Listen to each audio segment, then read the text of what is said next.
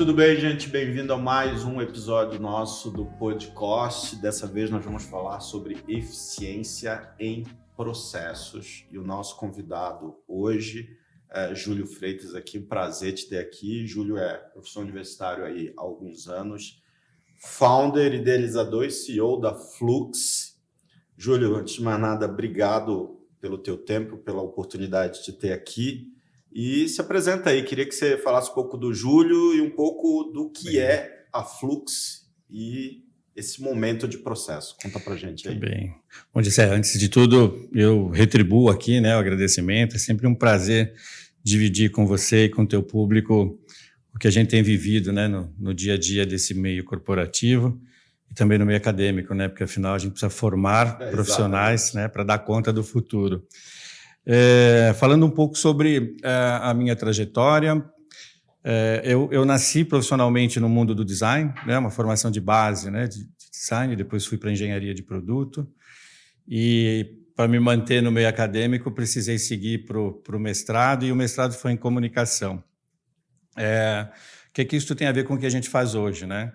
A formação de design me inseriu no universo da produção. Então, produção industrial, logo num primeiro momento da carreira.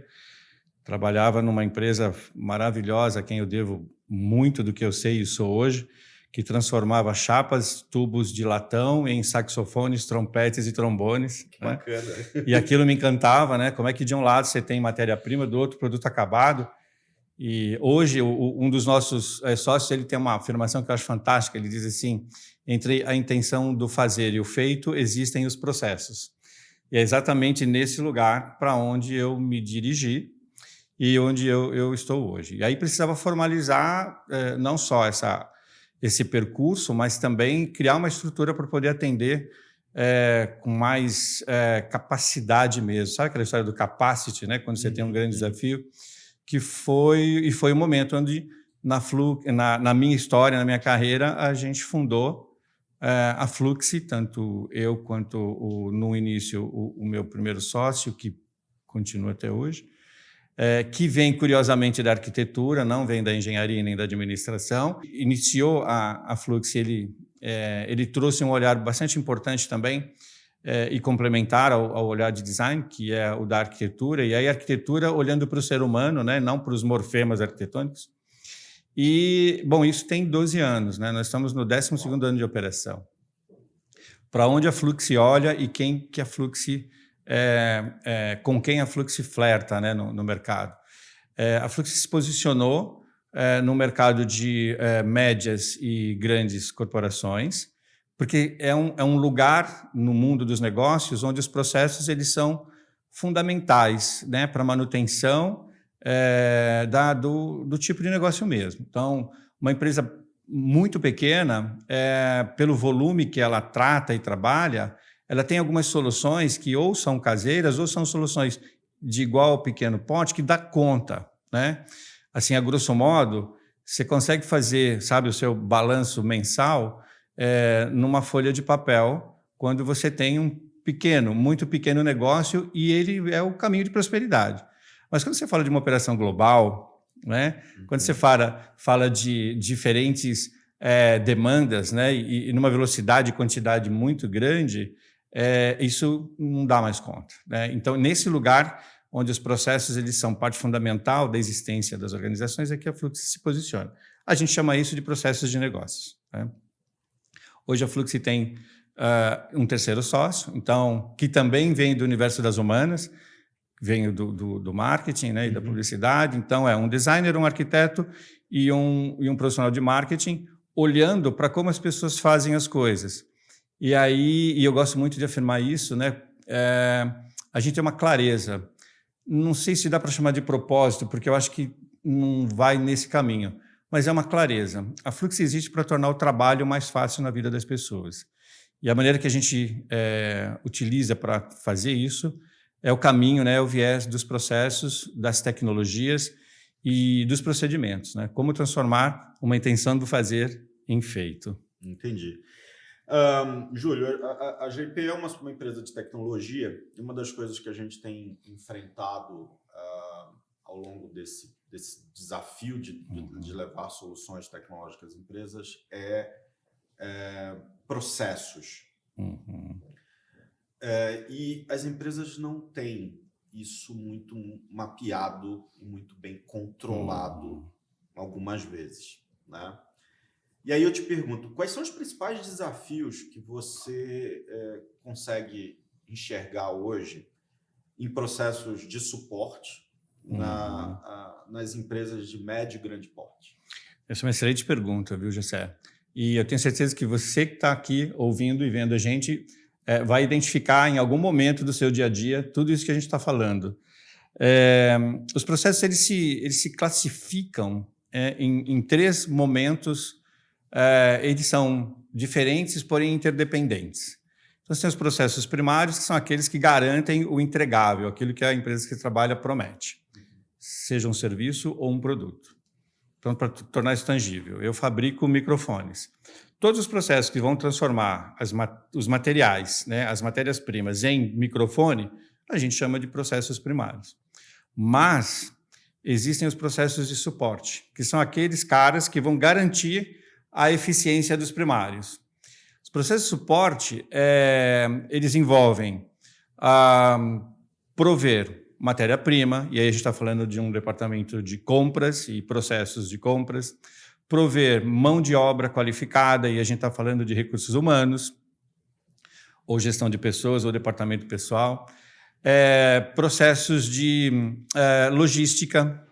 Então, como eu faço o meu produto chegar até você, processos de logística reversa, como eu faço, né, para receber o produto que você me devolve, processos de vendas. Então, esses processos de suporte, eles vão garantir a continuidade do negócio e a excelência dos processos primários. Mas tem ainda uma terceira camada de processos, que são os processos de gestão.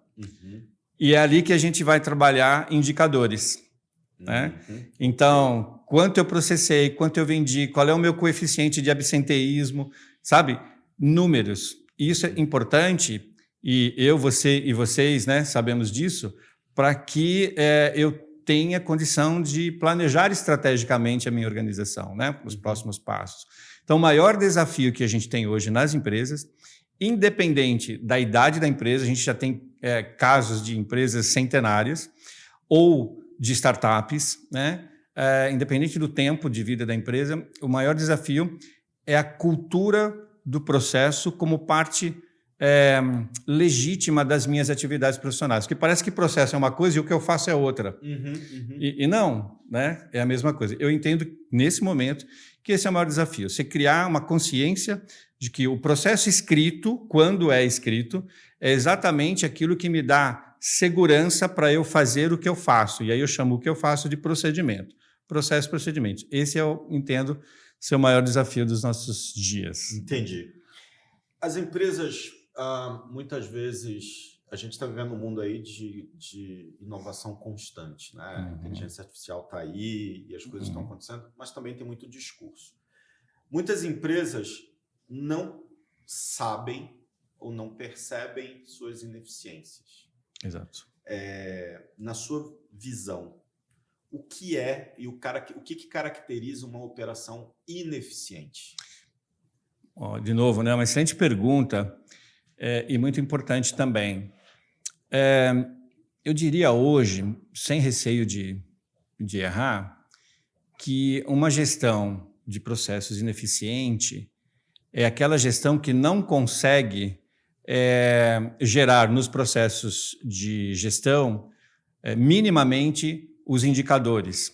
Existem empresas cuja ineficiência é tão grande nos processos que os caras não sabem sequer quais são os indicadores, quanto mais os chaves, né? Ineficiência de processo é aquela empresa que o processo mais crítico da operação dela está na cabeça do funcionário mais antigo. Eu sou refém desse funcionário. O tempo inteiro. Ou o processo mais crítico está na mão do fornecedor. Né? Vou te dar um exemplo. A gente teve uma situação onde a empresa produzia acessórios de moda para alta costura. Então, cintos, mexiam com couro. mas o artesão que trabalhava o couro, que processava o couro, era um terceirizado. E aí ele percebeu o valor do trabalho dele no produto final. E ele falou, viu, a partir de hoje meu trabalho custa 3 vezes mais do que vocês estão me pagando. Né? Você vai fazer o quê? Entendeu? Então, assim, isso é ineficiência de processo, ineficiência de gestão de processo. Né? Então, não ter os processos estruturados significa não ter os processos documentados, não ter essa documentação de processo disponível a quem de interesse e de direito, por alçada, né, de login e senha, não ter indicadores claros que geram para o gestor capacidade de evolução estratégica e, enfim, a ineficiência de processo significa todo mundo na empresa fazer a coisa do seu jeito, onde, na verdade, a empresa deveria fazer a coisa de um único jeito, que é o jeito estruturado. Não sei se eu respondi ou se eu te enrolei. Não, você me respondeu, que bom. Mas eu vou aprofundar nisso. A Flux é conhecida e está lá no site, hein, gente? Não sou eu que estou inventando. Integrar inteligência nos processos. Isso aí. Como é que tecnologia pode, e aí eu quero começar a namorar essa questão da tecnologia, como é que a tecnologia pode ser aplicada para otimizar esses processos que a gente está falando de ineficiente? Quer dizer, como é que a Flux faz isso? Perfeito. Interessante isso. Eu vou começar a minha resposta por uma frase que você me falou uma vez que eu acho fantástica e toda vez que eu tenho oportunidade eu reproduzo, mas eu cito a fonte. Né? Quanto de inteligência humana a gente tem para lidar com a artificialidade das inteligências que estão chegando? E é um pouco isso. Então, quando a gente fala que a Flux ela integra inteligência nos processos, a primeira camada de inteligência é efetivamente a inteligência humana, sabe? Com qual lógica eu estou transformando insumos, matéria-prima, em produto acabado, com qual lógica eu estou transformando informações, expectativas e desejos em experiência de serviço entregue. É uma lógica que atende a uma demanda e expectativa minha como empresa ou uma demanda e expectativa sua como consumidor daquilo que a minha empresa te oferece. Então, essa primeira inteligência é entender efetivamente qual é o lugar que a sua companhia está no mercado que ela balança a bandeirinha dela e o que efetivamente ela está gerando de valor positivo na vida das pessoas que são classificadas como consumidores. A segunda inteligência é a tecnológica. E aí tem uma coisa muito curiosa. A gente até hoje usa a mesma tecnologia para fazer fogo, chama atrito. Então a ideia de tecnologia aqui não é exclusivamente computador ou computação, mas é trabalhar, estruturar, alterar, modificar o meu entorno em benefício de mim e dos outros, com a inteligência tecnológica do meu tempo. A inteligência tecnológica do tempo lá nas cavernas para fazer fogo era bater uma pedra na outra. A inteligência tecnológica hoje de gerar calor, muitas vezes você deixar de refrigerar adequadamente uma placa de computador e o troço vai né, inflamar. Quando a gente fala de tecnologia da informação, aí vem essa terceira camada, né, de integração de inteligência. Existe uma inteligência da informação que faz uso de um suporte tecnológico e que existe em função da inteligência primária humana que trouxe todos esses recursos que nós temos à disposição hoje.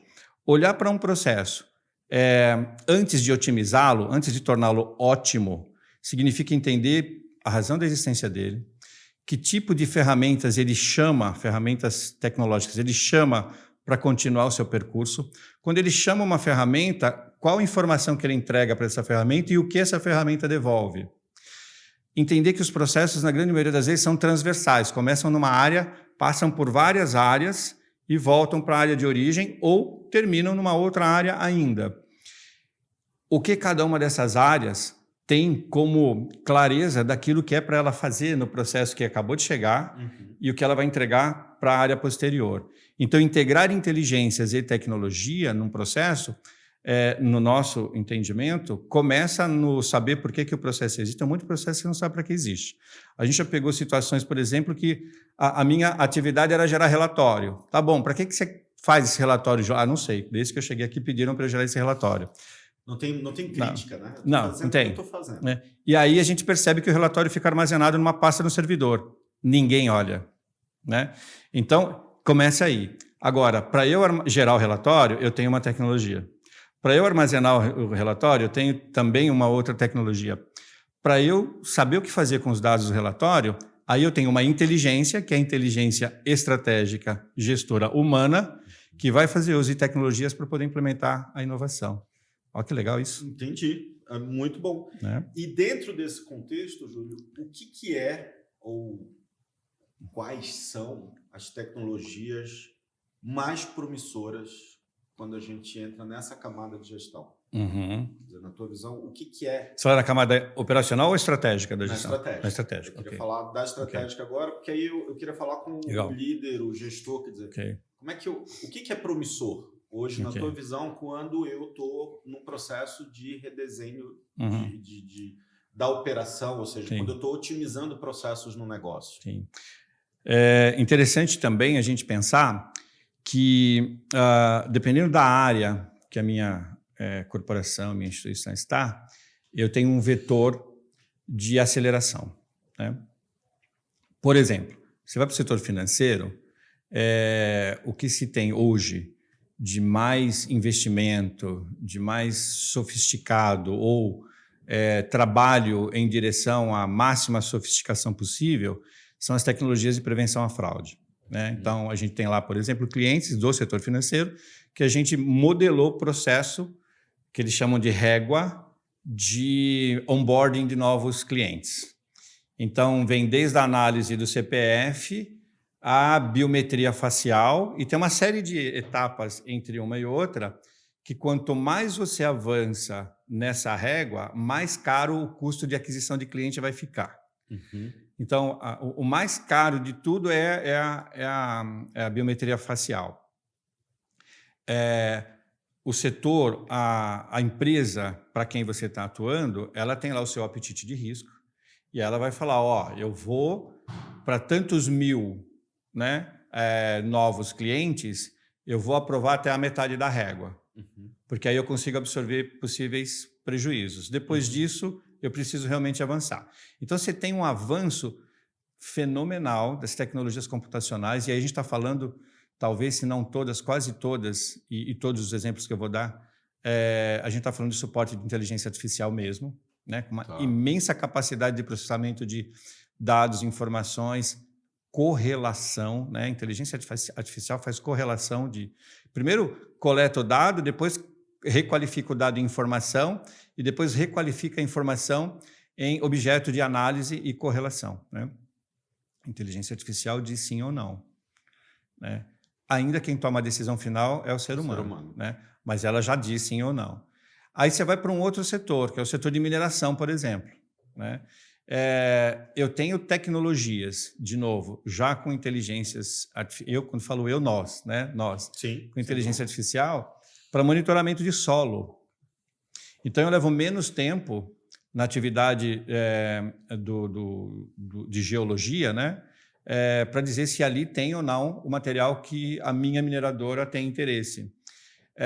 Tem tecnologia para monitoramento de produção mesmo. Então, o cara daqui de São Paulo, muito do agro também acontece, vive disso.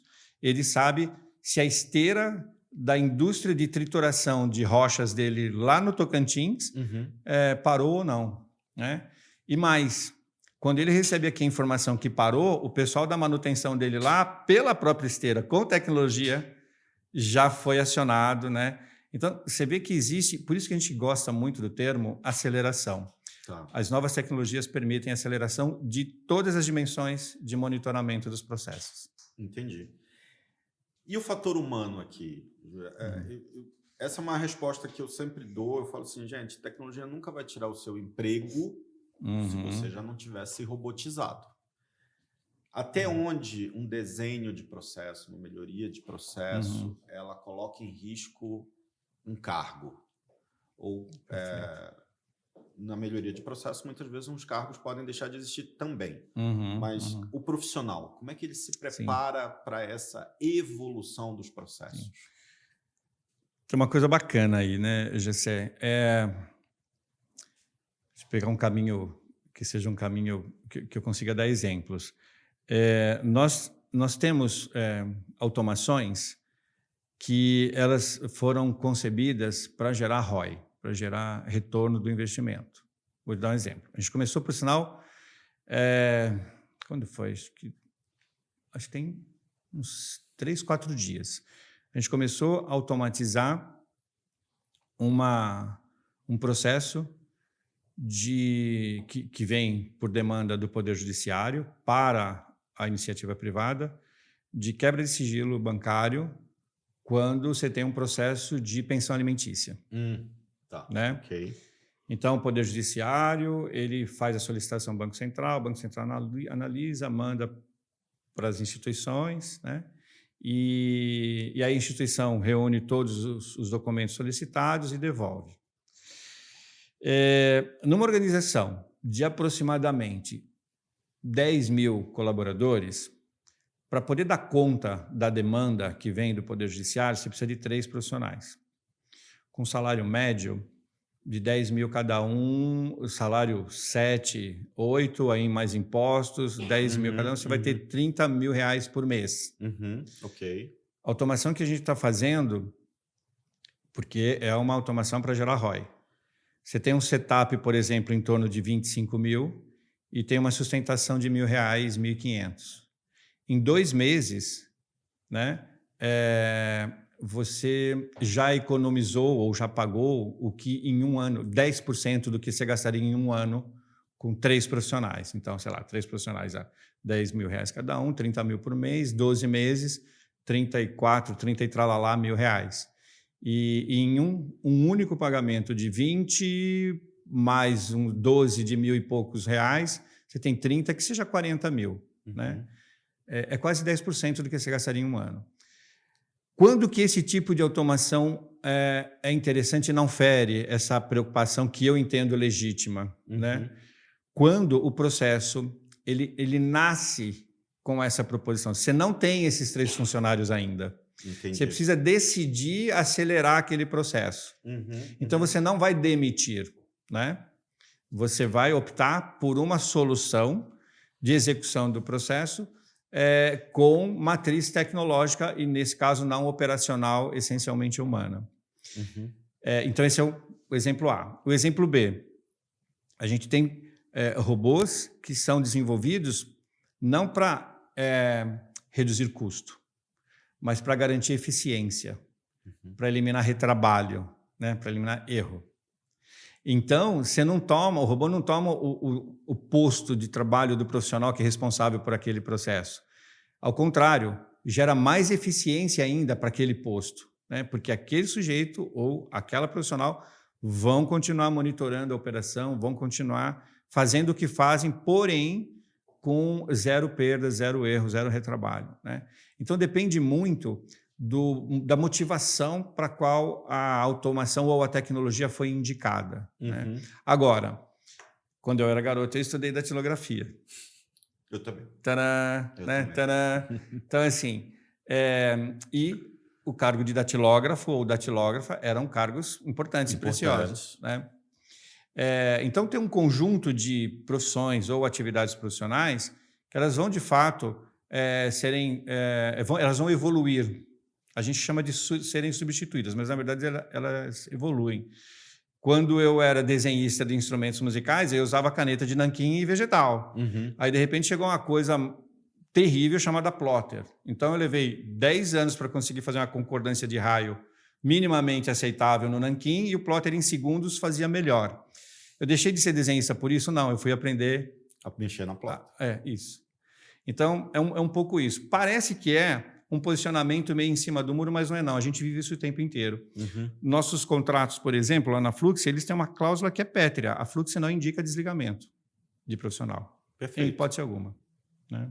Você gera ganhos. Isso. E aí eu queria aproveitar e entrar já nessa linha de casos de sucesso. Né? Quando eu otimizo o processo, ou seja, a gente começou falando lá do que é um processo ineficiente, você trouxe a explicação, identifiquei que eu tenho uma ineficiência no meu processo. Qual é o pós? A Flux veio, a Flux mexeu nos meus processos, me gerou otimização. Me dá os cases aí. Qual é essa vida muito feliz legal, após essa etapa? Pois é. Mostra aí mesmo, né? Que a vida pode ficar feliz. Mostra, né? Que a vida pode melhorar. A FDF, né? Antes de Flux e depois de Flux. Eu queria fazer uma breve introdução, né? Para a gente chegar nisso. Claro. Quando a gente fala em otimizar processo, quando a gente fala em acelerar a operação, quando a gente fala em apresentar para uma organização um nível de tecnologia cuja maturidade inicial ela ainda não tem. Um bom exemplo disso tem empresa que assina o pacote Office e só usa Teams, Excel, Word e PowerPoint. Mas paga Power Automated, paga SharePoint, Power BI e outro monte de coisa que tem lá dentro. Que veio junto. Então, assim, em detrimento de todo o potencial dessas novas tecnologias e, efetivamente, não só dos ganhos, mas da aceleração operacional, eu vou trazer a bola de novo para o universo das pessoas. Sempre, Gessé, que a gente chega numa organização, a gente se depara com alguns perfis humanos com os quais a gente tem que se relacionar. Nunca julgar, mas sempre se relacionar. Então, tem o perfil profissional, humano, conservador. Essa pessoa ela não está aberta a mudanças, pelo próprio significado da palavra. Aí uma imagem que eu adoro e eu sempre uso é a do pote de palmito na geladeira, porque ele está em conserva, para ele não mudar, para ele ficar daquele jeito o maior tempo possível. Então, existe um grupo importante de pessoas que são conservadoras. Aquela que você fala assim, bom dia, ela fala, não vai funcionar. Né? Bom dia, boa tarde, já tentamos, né? Só que tentou há 20 anos, com tecnologias de 20 anos. Existe um perfil profissional humano que é o do tradicional. Diferente do conservador, o tradicional, ele aceita mudanças, mas ele não abre mão dos seus valores originais. Então, você tem organizações tradicionais, mas que estão na crista da onda das tecnologias. Mas aí, assim, ok, vamos mudar, mas esse valor, isso é inegociável. Então, você tem que entender essa pessoa, reconhecê-la como tradicional e não conservador e trabalhar com isso. Aí você tem os refratários. Os refratários, eles são mais desafiadores. São perfis que, ele não vem para a reunião. Né? Não é que ele não quer mudar porque é tradicional, não quer abrir mão dos seus valores iniciais. É porque ele não, né? Ele para no ele não. Não sei se você já viu isso na sua história. Já vi muito, mas, de novo, sem julgamento. É entender a complexidade humana, né, na sua primitividade mesmo. Existem os inovadores. O inovador, ele acha que tudo pode ser otimizado, tudo pode ser melhorado, né? Ele está antenado, está ligado. E existem os disruptivos, que é aquele cara que chega e você está lá há 20 anos tentando melhorar a organização, entregando literalmente o seu melhor, mas o cara chega e ele fala, putz, cara, você teve 20 anos para melhorar esse negócio, não conseguiu. Né? Não percebeu isso ainda? O disruptivo, ele entende que tudo o que era ou tudo o que é não pode ser mais. E o que é mais interessante, porque ele vem com exemplos. Olha, temos um Airbnb que não tem uma edificação. Começou a ter agora, recentemente, mas não tem, né? E ele vai dar esses exemplos todos, né? Temos uma Apple que nunca fez telefone, quando fez o primeiro, mudou a história de todo mundo que fez telefone. Sabe aquelas coisas que a gente usava nas aulas lá, 20 anos atrás? O disruptivo, ele tem essa cara, mas ele depende muito da intenção e do planejamento estratégico da organização. Ele pode querer mudar literalmente tudo, mas se ele não tiver dinheiro, não vai mudar nada. Né? Uma vez que você entendeu esses perfis, aí você está pronto para começar a olhar para os processos da organização. Porque é um equívoco quando você chega para estruturar processos numa empresa e você começa a fazer perguntas do tipo, cara, ninguém viu que esse negócio não está bom? Sim, todo mundo viu, mas quem toma a decisão sobre isso são aqueles perfis lá tradicionais e conservadores. Por isso que continua desse jeito. Uhum. Então, esse é o ponto de partida. Quando a gente chega, para evitar essas ciladas, a gente vai atrás, no mapeamento ESIS, né, como está, a gente vai atrás do que está bom e pode ser ainda melhor. Uhum. A gente não vai atrás do que está ruim. Porque quando, lá no início, a gente ia atrás do que está ruim, ou do que estava ruim, a gente só enxergava o que estava ruim. E não entendia que existiam coisas boas e que poderiam ainda ser melhores, ou melhores ainda. E aí você começa a trabalhar o que está bom e pode ser melhor, aí cabe otimização, aí cabe, sabe, um procedimento de inserção de novas tecnologias, porque não só você otimiza, né, mas você de fato acelera, e o que está ruim começa a aparecer sozinho, sabe? Assim, também quero, sabe aquela coisa, também quero. Entendi. Né? Dá um exemplo para você. Um pouco antes da gente iniciar, né, a nossa conversa aqui, eu até comentava, um dos cases que a gente ainda está celebrando até agora, porque ele é assustadoramente positivo, foi um processo de lead time de 90 dias, da manifestação de um possível cliente de fazer um contrato com a empresa e a assinatura dele por DocuSign, a gente reduziu para 18 minutos. Uau, 90 dias, 18 minutos, né? E isso é mágica? Não, não é mágica, tem que ter nome. Isso vai me lembrar uma propaganda bem antiga. Isso é tecnologia. Isso não é feitiçaria. Não é feitiçaria, é tecnologia. É olhar esse processo na sua complexidade, na sua totalidade. Então, assim, ele passava por várias áreas que muito no início alguém achou que era importante passar por aquelas áreas, mas que hoje não tinha mais sentido. Então, você eliminou etapas. Nas áreas essenciais para o projeto acontecer, de fato, a gente analisou quais as tecnologias, ferramentas e instrumentos que estavam ali disponíveis. E a gente começou a perceber que cada área tinha o seu próprio conjunto de ferramentas. Né? E que o ERP, que é uma grana, que é um esforço gigante da companhia, não era utilizado da maneira ótima que poderia ser. E a gente também inseriu algumas iniciativas de automatização ou de automação, né, em várias fases desse processo. O fato ele veio para 18 minutos. Eles vão ainda curtir bastante esses 18 minutos, por um tempo. Mas daqui a pouco alguém vai falar, viu, não pode ser em 9 minutos, né? Então, o day after da Flux eu preciso, e isso é muito importante, né? E se você puder, não esqueça disso também.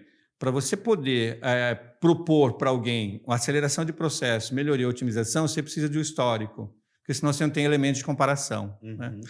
Então, é assim, a gente sempre procura gerar a percepção positiva da intervenção da Flux por elementos de comparação, do como eu fazia antes e do como eu faço agora. Mas eu não tinha nada documentado antes, então o elemento de percepção positiva agora eu tenho o documento. Né? E classificar esse benefício, né, Gessé? Então, qual é o benefício? O benefício é erro menos, o benefício é gasto menos, ou o benefício é ganho mais, né? Ou o benefício agora todo mundo sabe qual é o único jeito de fazer. Entendi. Né? É um pouco esse o day after da Flux. Entendido. A gente está vivendo hoje, Júlio, um mundo pós-pandêmico no modelo de trabalho, onde tem discussões acaloradas aí, né? As big techs como Amazon decretaram volta todo mundo para o escritório. Aqui na GP a gente está trabalhando o híbrido e você tem empresas, né, que defendem o 100% home, liberdade para transitar. Sim. Isso acaba mudando a questão cultural, e você menciona na tua resposta anterior. Quer dizer, como é que num processo de otimização, na otimização de um processo, essas questões elas surgem? Ou seja, para eu melhorar um processo, eu preciso que todo mundo esteja no escritório. Para eu melhorar um processo, eu posso trabalhar com uma empresa híbrida. Para eu melhorar o processo, as pessoas 100% em home, a cultura da empresa, ela é impactada por essas decisões? Ou seja, o quanto gestão de processo, melhoria de processo, otimização de processo se confronta com essa discussão sobre híbrido, home, presencial? Eu acho que esse é um dos nossos atuais desafios, né, como mundo corporativo. Nós tivemos a gente fala de pandemia, parece que foi no século retrasado, né? Mas foi ontem, né, na verdade, né? Então, no meio da pandemia, um dos nossos clientes fez uma solicitação para a gente. Eles tinham 2 torres, né, de centro operacional, de atividade presencial antes da pandemia. E aí, como todos nós já sabemos, né, por imposição, né, da saúde, enfim, controle sanitário, todo mundo ficou em casa. Qual foi a demanda que esse cliente trouxe para a gente? Eu preciso saber qual é o impacto no meu negócio de um conjunto de processos quando eles saem daqui e eles vão para o remoto. E aí é uma coisa muito, muito importante. A gente falava no início aqui sobre prevenção a fraudes. Os times de prevenção a fraudes, eles foram os que mais sentiram. Por quê? Vamos imaginar, eu, por exemplo, eu sou de Jundiaí, eu não sou, né, de São Paulo, capital. Então, eu estou lá a 35, 40 quilômetros de São Paulo. A empresa que eu trabalho presencialmente, ou hipoteticamente falando, né? Hipoteticamente falando, a empresa que eu trabalho é na Paulista. Então, né, num grande centro comercial ou na Berrini, enfim. A infraestrutura tecnológica da Paulista, da Berrini, da Faria Lima, é infinitamente superior à infraestrutura tecnológica que eu tenho em Jundiaí. E aí eu sou um profissional de prevenção de fraudes. E aí eu vou trabalhar da minha casa com a minha conexãozinha lá para ver Netflix, né? Para falar de prevenção de fraude. Isso é um problema. Então, nesse tipo de atividade, ou você provê a infraestrutura onde quer que o seu profissional esteja, ou você não consegue manter a qualidade de entrega e processamento, né, da sua operação. Esse é um dado. O outro dado esse é um dado que eu acho que é um ponto de atenção. Agora, um dado positivo, né? Hoje a gente consegue trabalhar, quando a gente fala de tecnologia, de qualquer lugar do mundo. Né? O que você precisa é mapear, nesse qualquer lugar do mundo, os pontos de melhor infraestrutura para você se conectar. Né? Então, é assim, lá na Fluxy, a gente optou pelo modelo híbrido. Todos os dias da semana, qualquer profissional que desejar ir para lá, vai. Todos eles têm a senha lá da fechadura. Mas na sexta-feira é o dia que, por consenso, se decretou como dia presencial. Né? Então, e durante a semana, quando está todo mundo remoto, a gente faz uso de uma ferramenta que é a simulação de um escritório. Né? Então, tem lá as mesinhas, né? Então, ele tem até uma cara de gamezinho, né? Então, aí tem eu lá, o meu avatar na mesinha, e aí eu preciso falar com o Gessé, eu saio da minha mesinha, vou até a mesa do Gessé, aí abre um campo de comunicação, ninguém mais ouve, mas quando eu quero fazer reunião, vai todo mundo para a sala de reuniões. Então, de novo, o suporte tecnológico me dá amparo ao trabalho remoto para que eu não tenha prejuízo da comunicação ou da fluidez do trabalho. Né? Tá. Mas é uma decisão. Eu acho que é uma decisão corporativa. Né? Para nós, na Fluxy, funciona super bem. A gente faz reunião de captação remota com frigorífico no Espírito Santo. Né? Mas, às vezes, a gente tem que vir aqui na Rebouças, observar o sujeito fazendo a atividade dele numa técnica de shadowing, para eu pegar os microprocessos. Então, depende muito da natureza da sua atividade, um pode ser mais adequado que o outro. Eu não acho que tem melhor, sabe, José?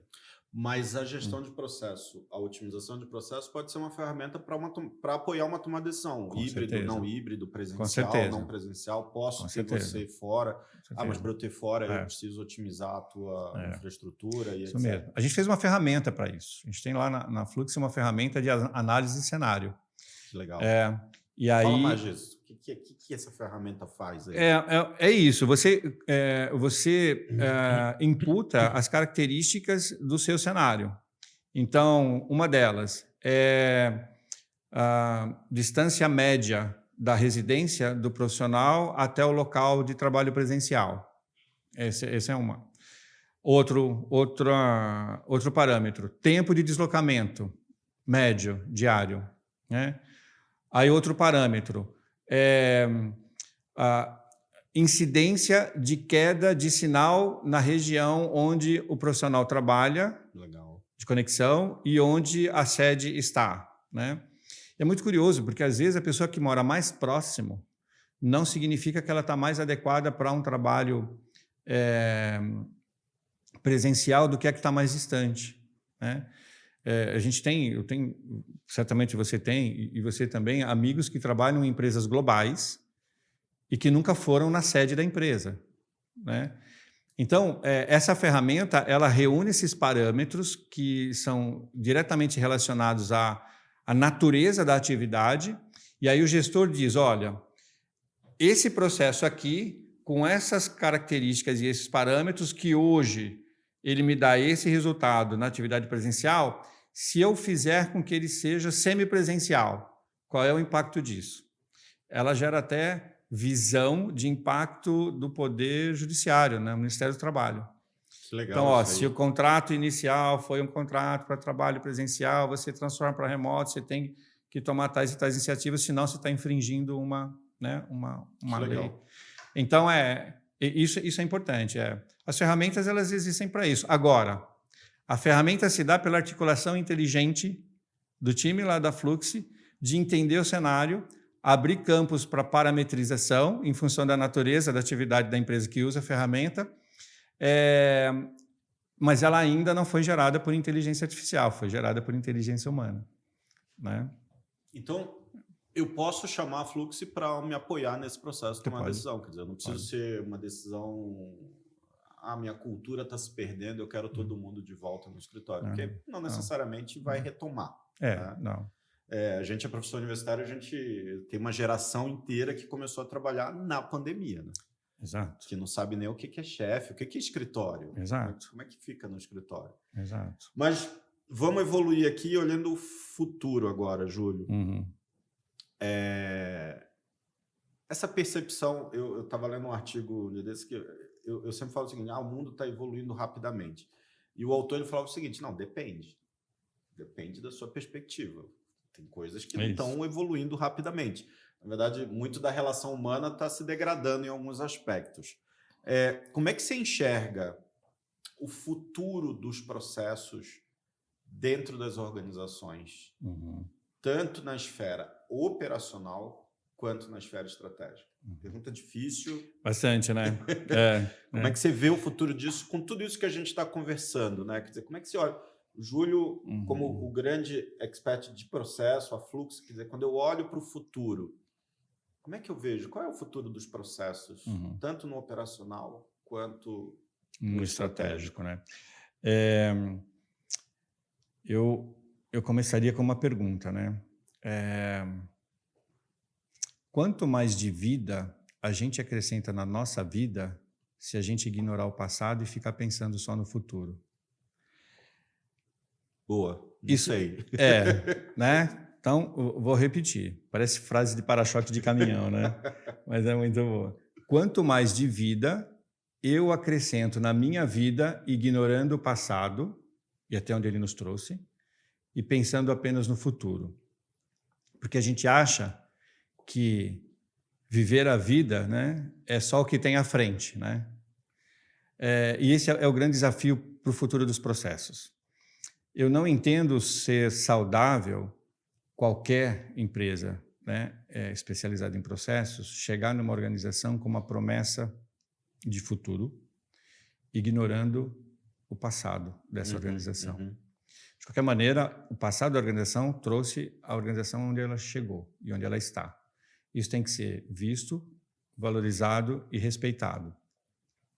O ponto de partida, então, não é o hoje. O ponto de partida é o início, né? Porque ele vai passar por um objeto de análise, ele é um objeto de análise, entendimento, compreensão, para poder gerar um vetor de futuro que seja coerente. Porque a empresa vem nessa direção. Aí se fala, a Flux chegou, agora ela vai fazer isso, ou ela vai fazer isso. Então, mas por quê? O que justifica essa mudança brusca de rota? Porque agora temos inteligência artificial. Às vezes não, né? Uhum. Às vezes não. Né? Às vezes ela não é aí que está a solução. Então, eu vejo num olhar sobre as ações medianas do mercado, todo mundo quer automatizar tudo. Né? Eu falei mediana para não falar medíocre, mas, na real, né, existe uma mediocridade de mercado onde vamos automatizar tudo. Não precisa mais de recepcionista. Né? Mas, espera, o tom de voz da sua empresa significa que o valor fundamental é o acolhimento. Então, sim, você precisa de alguém na recepção. Né? Porque quem sabe acolher ainda é ser humano. Então, do ponto de vista, né, das atividades medíocres profissionais, com uma conotação para o medíocre de médio, de mediano, todo mundo vai querer automatizar tudo. Mas eu acho que isso vai ser uma onda que passa logo. O que é que fica? Sabe aquele povo que trabalha com BIA, com análise de impacto de negócios? Né? Esse povo do BIA, eles conseguem enxergar o nível, o grau de criticidade dos processos fundamentais do negócio. E é aí que eu entendo que o futuro dos processos deverá receber ainda mais e cada vez mais todo esse avanço tecnológico que a gente tem. Em todas as camadas, processos primários, processos de suporte e processos de gestão. Deixa eu Vamos pausar. lá. Repete para mim, o que é BIA? BIA é uma atividade que faz uma análise de impacto de negócios. Né? Mas nem toda empresa tem. Não. E é uma grana para você implementar isso. Entendi. E é necessário. Por quê? É assim, você tem uma unidade hospitalar. Quanto tempo o seu hospital consegue, como negócio, permanecer sem energia elétrica? Entendi. Eu não posso ficar 1 minuto sem energia elétrica. Isso vai dimensionar o meu investimento em gerador. Né? Cara, isso se aplica a todos os negócios. Você tem uma empresa de monitoramento de logística. Quanto tempo o seu negócio, para ele não entrar numa esfera que a gente chama de crise, né? O seu sistema, a sua tecnologia suporta ficar fora, offline. E você tem um monte de caminhão espalhados pelo mundo inteiro, contando com o monitoramento lá na tela. Né? Entendido. É isso. Excelente. Aprendi. Então, o futuro dos processos, eu entendo, ele vai se beneficiar de toda essa tecnologia das inteligências artificiais, mas também da aplicação das tecnologias que vieram antes delas, porque tem um monte de empresa que não usa. Mas, acima de tudo, nos processos de elevado grau de criticidade. Tem uma pesquisadora, ela é brasileira, ela fez um doutorado em Portugal, Fernanda é o nome dela, depois eu já te passo o nome todo. Perfeito, legal. A pesquisa dela é fantástica. Ela fala sobre organizações de alta confiabilidade. E acho legal depois dar para você o contato, você dividir, né, com o pessoal, porque, em tese, a gente quer que todas as organizações sejam de alta confiabilidade. Afinal de contas, como consumidores, a gente quer que as coisas deem tudo certo. Sim. Né? Mas ela vai num deep dive mesmo, né, dos processos críticos. Né? Então, monitoramento, isso não é dela, é um exemplo meu, monitoramento do espaço aéreo brasileiro. Cara, esse processo de monitoramento, óbvio que ele é crítico e óbvio que ele é de alta confiabilidade. Que tipo de tecnologia suporta esse processo? É aí que eu entendo o futuro dos processos, alta confiabilidade. Entendi. Júlio, e aí, quando a gente fala de processo, a gente está vivendo hoje a época do Big Data. Todo mundo fala em Big Data, todo mundo fala em dados. Mas eu acho que assim como tem muito buzz, muito barulho em inteligência artificial, também tem muito barulho em Big Data. Vejo muita empresa se orgulhando. Eu tenho 30 anos de dados guardados. E daí? O que você faz com isso? E aí eu queria voltar num ponto que você tocou muito.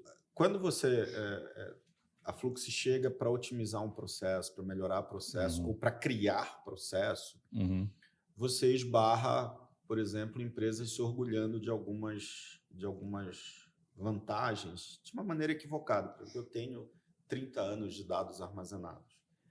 Cultura e processo.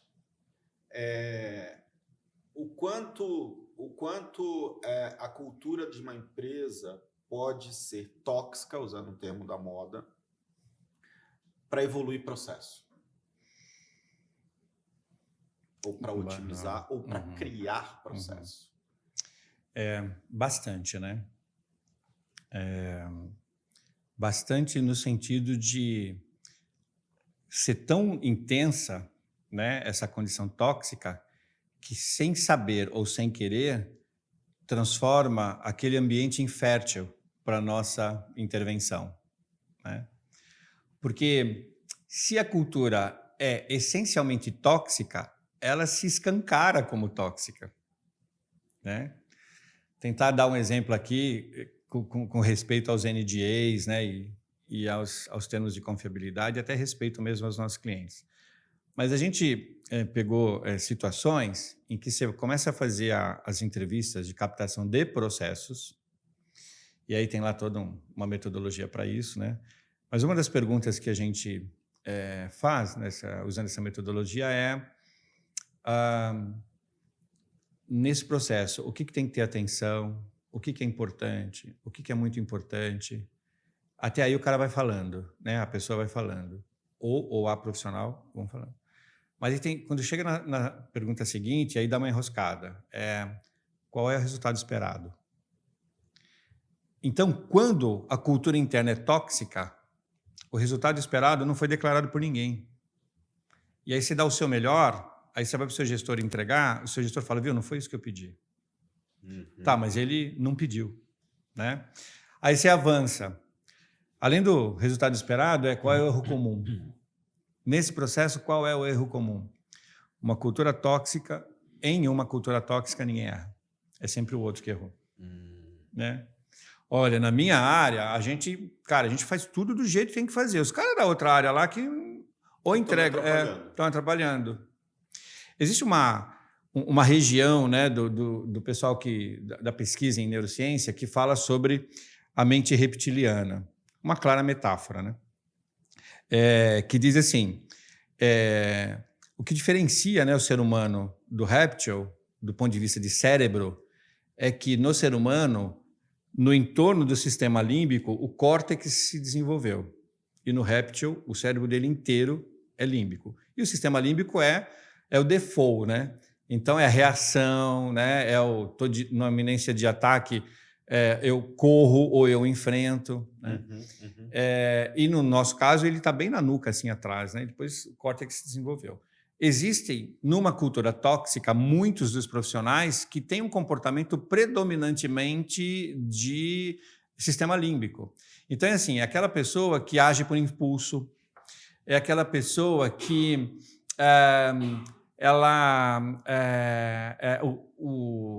o errado é sempre o outro, é a pessoa que luta por poder, é a pessoa que vive em tribos, né? Réptil vive em tribos, né? A gente chama no meio corporativo de panela. É um conjunto de características típicas de uma cultura interna tóxica, mas isso é tão, para a gente, né? Tão bom, porque dá menos trabalho, é tudo muito escancarado. E a frase predominante desse perfil é: tudo que nós temos já é suficiente para a gente não só existir, como evoluir também. Eu estou dando risada do que você está falando, porque eu conheço várias empresas assim, e as pessoas não acham que elas estão no ambiente tóxico. Não acham. Não, está tudo bem. Isso. Bem. É isso. A gente tem lá na Fluxion uma coisa chamada Índice Geral de Fluidez. E a gente se inspirou no Butão, né? Pelo Índice de Felicidade Interna. Né? E felicidade interna bruta, né? Esse é o índice do Butão. Do Butão. Felicidade interna bruta. E a gente entendeu, cara, se existe uma felicidade interna bruta mensurável, existem nas operações, nas organizações e, portanto, nos processos, um índice geral de fluidez.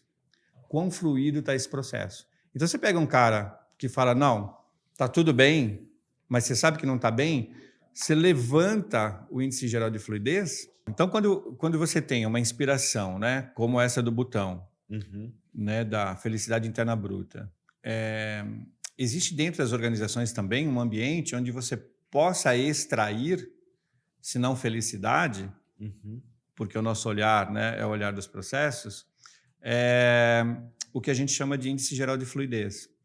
Então, numa cultura tóxica, onde as pessoas falam que tudo está bem e você sabe que não está bem, como que você faz emergir, né, de fato aquilo que não está bem para ser crível e para que as pessoas atribuam valor e relevância? Quando você explicita esse índice geral de fluidez em cada processo. Então, olha, a expectativa de fluidez desse processo era essa. Olha como ele está, todo, né, truncadinho. Isso ajuda, sabe, a lidar com ambientes, Entendi. culturas tóxicas, né? E para o profissional, Júlio, a gente está falando aí de mudanças de processo, de necessidade de adequações, de questões culturais. Eu não quero ser esse profissional tóxico, eu não quero ser esse profissional que não percebe um processo ruim. Como é que eu me treino? Como é que eu me qualifico? Boa Como é que eu me preparo para não ser, para não perder essa visão crítica sobre os processos? Boa pergunta, né? Então, a gente tem, tradicionalmente, 2 pilares, né, que meio que modelam um profissional, os hard skills e os soft skills. Aí tem as derivações disso, né? Então, você é contratado pelo hard skill e é desligado pelo soft skill. Tem Exato. todas, né, essa frase. Pois é. Lá na Flux, a gente faz uma brincadeira que, apesar de séria, ela é leve, que é acrescentar uma coluna aí, um pilar, né? Então, você tem o hard skill, e é fundamental. Então, o cara vai trabalhar com processo, ou a mina vai trabalhar com processo, né? Ele ou ela precisa entender a linguagem universal de representação gráfica dos processos, que é o BPM, precisa entender das tecnologias contemporâneas que dão suporte a armazenamento e a aceleração dos processos por meio de automação. Ele tem que estudar, né? Bom, então, vou estudar gestão de processos, mas também eu vou estudar gestão por processos. Tem que estudar. E aí a origem predominante do estudo dos processos ou vem pela engenharia nos processos de produção ou vem pela administração nos processos de negócio. Nós que somos meio birutas, a gente trouxe o design, a arquitetura e o marketing para falar de processos e felizmente deu certo. Com relação ao soft skill, é fundamental o respeito ao outro. A si mesmo, óbvio, mas o respeito ao outro. Uma pessoa senta na sua frente e você vai perguntar para ela o que você faz. Via de regra, ela vai responder tudo. E aí, qual que é o nosso desafio? O que é esse tudo? Aí, num dado momento, a pessoa começa a não mais falar de processo e começa a falar de uma questão pessoal. Aqui a gente não tem escuta ativa. Meu colega, esses dias, porque o ônibus atrasou 10 minutos, o RH tirou a cesta básica dele do mês. Isso não tem nada a ver com a operação. Né? E aí, de repente, o RH, porque fez isso, não está cometendo uma ilegalidade, desculpe, não está cometendo uma ilegalidade, mas está, dependendo do ponto de vista, moralmente, né, tirando de uma família alimentos porque o ônibus atrasou 15 minutos e o limite da organização é 10, né, na semana. Então, o cara para de falar de processos e começa a falar dessas questões que não tem a ver com a atividade dele, mas tem a ver com a existência dele na organização e com a existência da organização na vida dele. Esse é um momento fundamental. Para mim e para os meus sócios, o profissional de processos precisa ouvir. Sabe? Precisa ouvir. E essa coisa do respeito ao próximo, também ela se expande por como eu vou comunicar, depois que eu ouvir o próximo, todo o conteúdo capturado por mim para aquele que será o próximo, que vai fazer análise crítica daquele processo e tudo mais. E aí a gente criou o que eu chamei de uma brincadeira séria, que é uma terceira coluna, que a gente chama de Deep Skill. Então você tem Soft Skill, Hard Skill, Deep Skill. E aí o Deep Skill internamente, como você está, sabe? Você profissional de processos, para você falar sobre a atividade do outro, você precisa olhar para como você está, né? Como é que você está feliz naquela atividade? É aquilo que você quer para a tua vida? Ou é uma carreira que você sabe que não vai seguir, mas momentaneamente, por uma questão de sobrevivência, você está nela? É muito curioso isso, sabe? Parece meio literatura de autoajuda, mas quantas pessoas a própria literatura de autoajuda já ajudou, né? É importante a gente saber, quando nós acordamos todas as manhãs, se aquilo que a gente está fazendo, de verdade a gente faz e se sente feliz por fazer, ao ponto da gente atribuir tanto valor em função da felicidade que temos no que fazemos, ao ponto de alguém pagar por isso. Os orientais chamam isso de Ikigai. Uhum. Então, o Deep Skill ele vai nessa direção, né? Eu preciso ter um corpo de conhecimento e de fundamentação teórica, técnico. Eu preciso saber me relacionar com as pessoas num ambiente social e social profissional, mas eu também preciso saber como eu estou, né? Internamente, como eu estou. Eu entendo que isso muda a percepção de eu vou fazer uma atividade de melhoria de processo, automação ou aceleração de processo, mas eu não olho o processo pelo processo. Eu olho o processo a partir do ser humano, né? E muda tudo, sabe, Gessé? Muda tudo. Isso é muito legal. Isso é muito legal. Júlio, qual foi o aprendizado mais valioso que você teve ao liderar a Flux e ajudar outras empresas a otimizarem seus processos? Sim. O aprendizado, de fato, foi a constatação da nossa intencionalidade inicial, né? Dá para perceber que já trabalhei bastante. E eu passei por vários setores, né? Eu passei pelo setor judiciário, eu fui office boy de um cartório de protestos quando era adolescente, sediado num fórum. Depois eu fui para a indústria como desenhista, projetista. Depois eu fui para a academia, né? Como estudante, depois como professor. E hoje, na Flux, a gente atende de mineradora de calcário a serviço de atendimento médico de urgência, né? A gente fez aí, há pouco tempo, o mapeamento de processos do SAMU. Então, qual o maior aprendizado que eu trago de tudo isso? Curiosamente, a gente publicou nas nossas redes um vídeo com esse tema. O trabalho, de fato, pode ser mais leve na vida das pessoas. Uhum. É curioso, porque a própria fonética, né, da palavra trabalho é pesada, né? É um pouco do que eu falo lá no vídeo. Mas quando você olha os processos, olha as tecnologias disponíveis, entende que você pode primeiro estruturar, depois otimizar e depois acelerar, mas acelerar com esforço tecnológico e não com esforço humano, o trabalho fica mais leve na vida das pessoas. E aí a gente tem espaço para usar aquilo que a vida também nos entrega, que é a criatividade, que é o relacionamento amigável, né? Que é o entretenimento e tudo mais. Pode parecer um discurso superficial, mas não é não.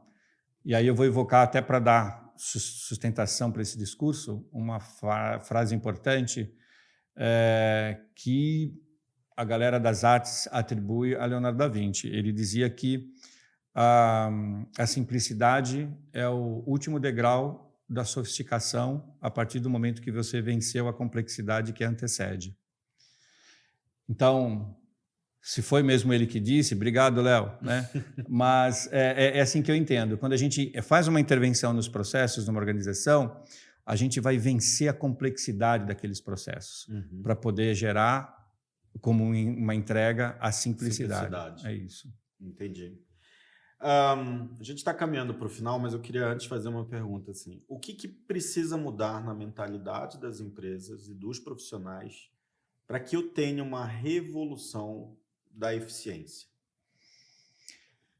Todo ponto de vista é a vista de um ponto. né? Outra frase de para-choque de caminhão aqui, gente. Eu pego estrada todo dia, então eu tenho um repertório de frases de para-choque de caminhão enorme, né? Mas, assim, todo ponto de vista é a vista de um ponto, né? Qual é a consciência, né? Eu entendo que o D0 dessa mudança é a consciência do ponto em que a gente está. Porque o ponto que a organização está, o ponto em que o profissional está, vai definir o que ele é capaz de visualizar, o que ele é capaz de ver, né? Vou trazer um exemplo aqui para tornar tangível isso, que foi em 2011, nós trabalhamos a convite de uma empresa, por sinal muito querida, a dona dessa empresa, a Fátima Giniati. A gente foi contratado pela Giniati Consultoria para participar do lançamento do New Fit e do City da Honda. Uhum. E foi uma experiência espetacular, né? E foi muito curioso, porque no lançamento do City, e isso vai tornar tangível o que eu acabei de falar, eu perguntei para o gestor de produto, gerente de produto da Honda, durante a preparação do trabalho, né? A gente capacitou quase 3.500 profissionais de vendas do carro, a Fátima falando sobre os processos da venda, eu falando sobre os processos de experiência, né, do design do carro, e tinha o Leonardo que falava sobre a tecnologia, a mecânica do carro. Legal. Muito bom foi. Eu perguntei lá pro gerente de produto, falei, viu, a sociedade está indo para o City Car. Acabou de chegar no Brasil o Smart, a gente está chegando aqui o Cinquecento, o Mini Cooper, e você vai lançar um sedã premium. E aí ele falou, qual é o seu ponto de vista? Né? Aí eu disse, meu ponto de vista é a redução do veículo para diminuir, né, essa quantidade gigantesca de veículos que tem no trânsito de São Paulo, nas grandes metrópoles. Ele falou, então, a gente volta a conversar quando esse mesmo trânsito que você acha com o City Car hoje, que vai melhorar e muito porque o carro diminui de tamanho, quando o trânsito estiver entupido de City Car. Nesse momento eu quero que você esteja no meu sedã premium, porque você vai experienciar a sua parada no trânsito melhor, né? Então é isso. O que precisa para as empresas perceberem, né, a importância de uma estruturação de processo, aceleração e otimização? Ter clareza de qual é o seu ponto de vista. O que eu quero como organização? O que eu quero como empresa? Tem empresa que quer vender a qualquer custo. Mas, quando você olha do nosso ponto de vista, a ideia de vender a qualquer custo é extremamente prejudicial, porque isso gera retrabalho, isso gera problema, você fica expert em resolver problema e não em entregar soluções. A gente prefere olhar para todos os custos para garantir as boas vendas, né? E aí compras está dentro de todos os custos, né? E aí logística está dentro de todos os custos e tudo mais. Perfeito. E aí? Maravilha! Gente, Júlio, obrigado por esses insights maravilhosos. Eu acho que vocês tiveram uma experiência incrível aí de aprender muito com o Júlio sobre o processo. E onde eu acho a Flux? Como é que eu acesso a Flux se os nossos ouvintes quiserem chamar vocês para melhorar o processo? Muito legal. Bom, a gente no Instagram, né, você encontra a Flux na flux.processos e no site, né, flux.com.br. Eu acho que é o meio mais prático. Obrigado mais uma vez nos prestigiar. E, Júlio, obrigado pela sua presença. Imagina, foi um prazer. Obrigado. Muito obrigado. Obrigado a vocês.